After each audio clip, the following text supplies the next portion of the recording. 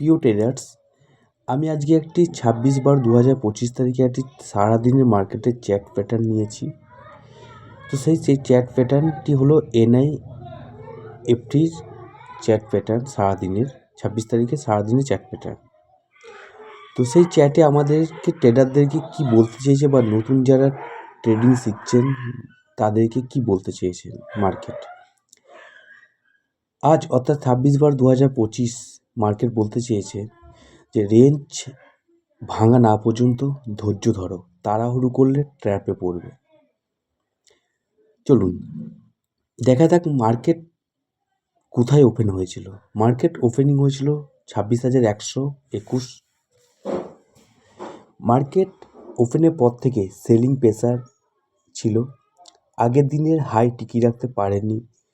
প্রথম দিকে বোঝা গেছে বায়ার উইক, সেলার অ্যাক্টিভ।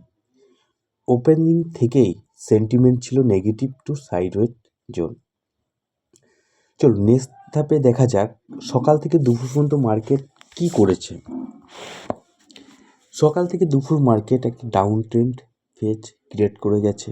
ধারাবাহিকভাবে lower high lower low create করেছে। প্রতিটা পুল ব্যাকে সেলিং হয়েছে। বায়ার্স পুল ব্যাকে প্রতিটা পুল ব্যাকে সেল হয়েছে। বায়ার চেষ্টা করলেও ফলো থ্রো করতে পারেনি। মার্কেট তখন ট্রেডারদের কি বলতে চেয়েছে, ট্রেন্ডের বিরুদ্ধে গিয়ে হিরো হতে চেও না। চলুন দেখা যাক এবার পরের ধাপে আলোচনা করবো যে গুরুত্বপূর্ণ জোন কোথায় ছিল।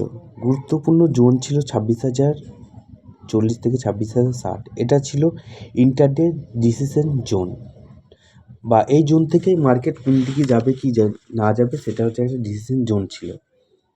এখানে বারবার দাম আটকে গেছে, প্রাইস ধাক্কা খেয়েছে। লজিক হচ্ছে এটাই। এই জোনে কি হয়েছে না, বায়ার এখান থেকে বাউন্স হবে।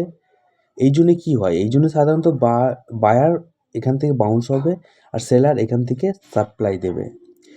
তাই বাজার ঢুকেছে রেঞ্জ বা কনফিউশন স্টেজের মধ্যে ছিল মার্কেটের জন্য।